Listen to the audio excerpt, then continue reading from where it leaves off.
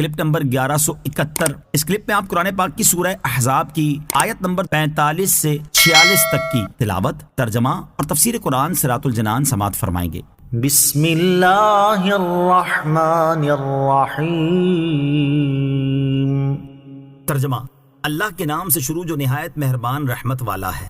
یا ایہا النبی انا ارسلناک شاہدا ومبشرا ونذیرا وداعیا الی اللہ بإذنہ وسراجا منیرا۔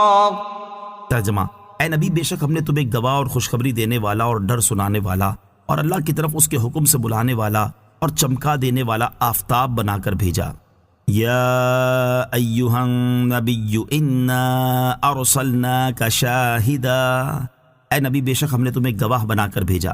آیت کے اس حصے میں نبی کریم علیہ الصلوۃ والسلام کا ایک وصف بیان فرمایا گیا کہ اللہ تعالیٰ نے آپ کو شاہد بنا کر بھیجا ہے۔ شاہد کا ایک معنی ہے حاضر و ناظر، یعنی مشاہدہ فرمانے والا، اور ایک معنی ہے گواہ۔ اعلیٰ حضرت امام احمد رضا خان علیہ رحمۃ الرحمن نے شاہد کا ترجمہ حاضر و ناظر فرمایا ہے۔ اس کے بارے میں صدر الافاضل مفتی نعیم الدین مراد آبادی رحمۃ اللہ تعالی علیہ فرماتے ہیں، شاہد کا ترجمہ حاضر و ناظر بہت بہترین ترجمہ ہے۔ مفردات راغب میں ہے الشہود والشہادۃ الحضور مع المشاہدۃ اما بالبصر او بالبصیرہ، یعنی شہود اور شہادت کے معنی ہے حاضر ہونا مع ناظر ہونے کے، بصر کے ساتھ ہو یا بصیرت کے ساتھ۔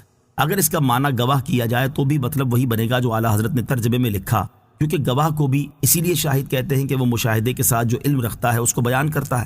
اور سرکار دو عالم علیہ الصلوۃ والسلام چونکہ تمام عالم کی طرف مبعوث فرمائے گئے ہیں اور آپ کی رسالت عامہ ہے، جیسا کہ سورہ فرقان کی پہلی آیت میں بیان ہوا کہ تبارک الذی نزل الفرقان علی عبدہ لیکون للعالمین نذیرا۔ ترجمہ: وہ اللہ بڑی برکت والا ہے جس نے اپنے بندے پر قرآن نازل فرمایا تاکہ وہ تمام جہان والوں کو ڈر سنانے والا ہو۔ اس لیے حضور پرنور علیہ الصلوۃ والسلام قیامت تک ہونے والی ساری مخلوق کے شاہد ہیں اور ان کے اعمال، افعال، احوال، تصدیق، تکذیب، ہدایت اور گمراہی سب کا مشاہدہ فرماتے ہیں۔ حضور اقدس صلی اللہ تعالیٰ علیہ وآلہ وسلم حاضر و ناظر ہیں۔ اہل سنت کا یہ عقیدہ ہے کہ سید المرسلین صلی اللہ تعالیٰ علیہ وآلہ وسلم اللہ تعالیٰ کی عطا سے حاضر و ناظر ہیں، اور یہ عقیدہ آیات، احادیث اور بزرگان دین کے اقوال سے ثابت ہے۔ یہاں پہلے ہم حاضر و ناظر کے لغوی اور شرعی معنی بیان کرتے ہیں، اس کے بعد ایک آیت، ایک حدیث اور بزرگان دین کے اقوال میں سے ایک شخصیت کا قول ذکر کریں گے۔ چنانچہ حاضر کے لغوی معنی ہے سامنے موجود ہونا، یعنی غائب نہ ہونا، اور ناظر کے کئی معنی ہیں جیسے دیکھنے والا، آنکھ کا تل، نظر، ناک کی رگ اور آنکھ کا پانی وغیرہ۔ اور عالم میں حاضر و ناظر کے شرعی معنی یہ ہیں کہ قدسی قوت والا، ایک ہی جگہ رہ کر تمام عالم کو اپنے ہاتھ کی ہتھیلی کی طرح دیکھے اور دور و قریب کی آوازیں سنے، یا ایک آن میں تمام عالم کی سیر کرے اور سینکڑوں میل دور حاجت مندوں کی حاجت روائی کرے۔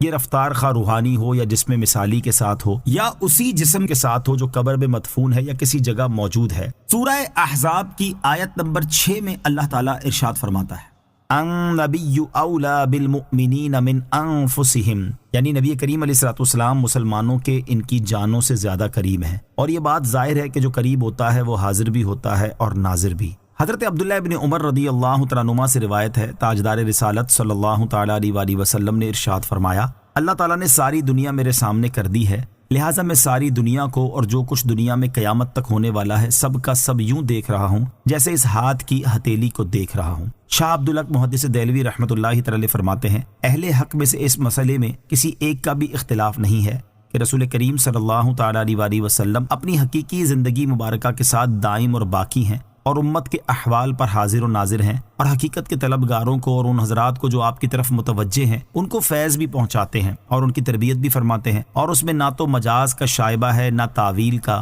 بلکہ تعویل کا وہم بھی نہیں۔ نوٹ: نبی کریم صلی اللہ تعالیٰ علیہ وآلہ وسلم کے حاضر و ناظر ہونے سے متعلق تفصیلی معلومات حاصل کرنے کے لیے مفتی احمد یار خان نعیمی رحمۃ اللہ تعالیٰ علیہ کی کتاب جاء الحق اور اس مسئلے سے متعلق دیگر علماء اہل سنت کی کتب کا مطالعہ فرمائیں۔ کیا اللہ تعالیٰ کو حاضر و ناظر کہہ سکتے ہیں؟ یاد رہے کہ اللہ تعالیٰ کی عطا سے اس کے حبیب صلی اللہ تعالیٰ علیہ وآلہ وسلم تو حاضر و ناظر ہیں، جبکہ اللہ تعالیٰ کو حاضر و ناظر نہیں کہہ سکتے، کیونکہ حاضر و ناظر کے جو لغوی اور حقیقی معنی ہیں وہ اللہ تعالیٰ کی شان کے لائق نہیں۔ اعلیٰ حضرت امام احمد رضا خان رحمۃ اللہ تعالی فرماتے ہیں حاضر و ناظر کا اطلاق بھی باری عز و جل پر نہ کیا جائے گا۔ علماء کرام کو اس کے اطلاق میں یہاں تک حاجت ہوئی کہ اس کا اطلاق کرنے والے پر سے نفی تکفیر فرمائی۔ دوسرے مقام پر فرماتے ہیں اسے یعنی اللہ تعالیٰ کو حاضر و ناظر بھی نہیں کہہ سکتے، وہ شہید و بصیر ہے۔ حاضر و ناظر اس کی عطا سے اس کے محبوب علیہ افضل الصلاۃ والسلام ہے، ومبشرا ونذیرا، اور خوشخبری دینے والا اور ڈر سنانے والا۔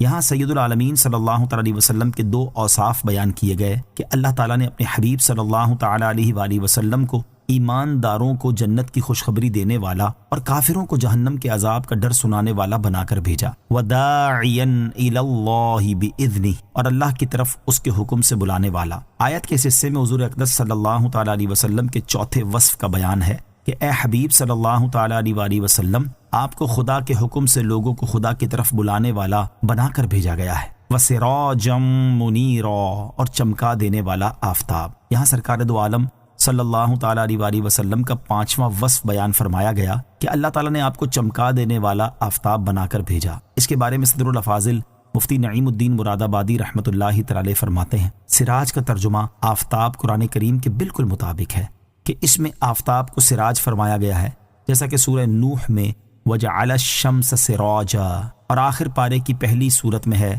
وجعلنا سراجا وہاجا۔ اور در حقیقت ہزاروں آفتابوں سے زیادہ روشنی آپ کے نور نبوت نے پہنچائی اور کفر و شرک کے ظلمات شدیدہ کو اپنے نور حقیقت افروز سے دور کر دیا، اور خلق کے لیے معرفت و توحید الہی تک پہنچنے کی راہیں روشن اور واضح کر دیں، اور دلالت کی وادی تاریک میں راہ گم کرنے والوں کو اپنے انوار ہدایت سے راہ یاب فرمایا، اور اپنے نور نبوت سے ضمائر و بصائر اور قلوب و ارواح کو منور کیا۔